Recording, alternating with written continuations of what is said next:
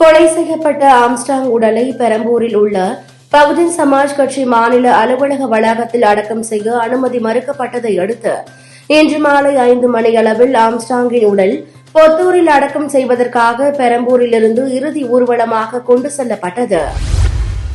பெரம்பூர் செம்பியம் பந்தர் garden மாநகராட்சி பள்ளி மைதானத்தில் வைக்கப்பட்டுள்ள ஆம்ஸ்ட்ராங் உடலுக்கு நாம் தமிழர் கட்சி ஒருங்கிணைப்பாளர் சீமான் அஞ்சலி செலுத்தினார். இதன்பின் பேசிய சீமான், இப்படி ஒரு சூழல் வரும் என்று கொஞ்சம் கூட எதிர்பார்க்கவில்லை.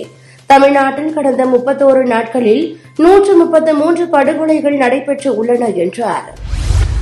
கரூரில் முன்னாள் அமைச்சர் MR விஜயபாஸ்கரனின் வீடு, அலுவலகங்கள் உள்ளிட்ட 7 இடங்களில் நடைபெற்ற சிபிசிஐடி சோதனை நிறைவு பெற்று உள்ளது.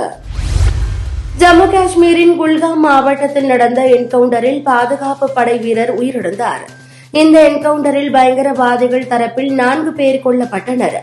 தொடர்ந்து துப்பாக்கி சண்டை நடைபெற்றது. இதில் மேலும் 2 பயங்கரவாதிகள் சுட்டுக் கொல்லப்பட்டனர்.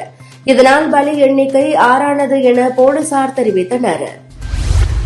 உத்தரப்பிரதேச மாநிலம் ஹத்ராஸ் அருகே மில்ராய் கிராமத்தில் சாமியார் போலே பாபாவின் ஆன்மீக சொற்பொழிவில் ஏற்பட்ட கூட்ட நெரிசலில் சிக்கி 121 பேர் உயிரிழந்தனர்.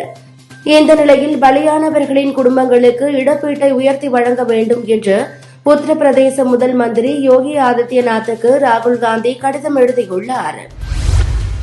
வயதானாலும் அதிபர் தேர்தலில் போட்டியிடுவதில் ஜோ பைடன் உறுதியாக இருந்து வருகிறார். இது தொடர்பாக அவர் பேட்டியில், அதிபர் தேர்தலில் இருந்து விலகுமாறு கடவுள் கூறினால் மட்டுமே வெளியேறுவேன்.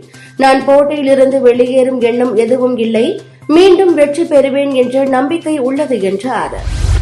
விம்பிள்டன் டென்னிஸ் தொடர் லண்டனில் நடைபெற்று வருகிறது.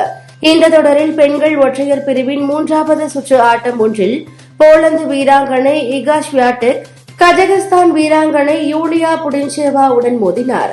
பரபரப்பாக நடைபெற்ற இந்த ஆட்டத்தில் 6-3, 1-6, 2-6 என்ற செட் கணக்கில் இகா ஸ்வியாடெக் தோல்வியடைந்தார். இதனால் அவர் தொடரில் இருந்து வெளியேறினார்.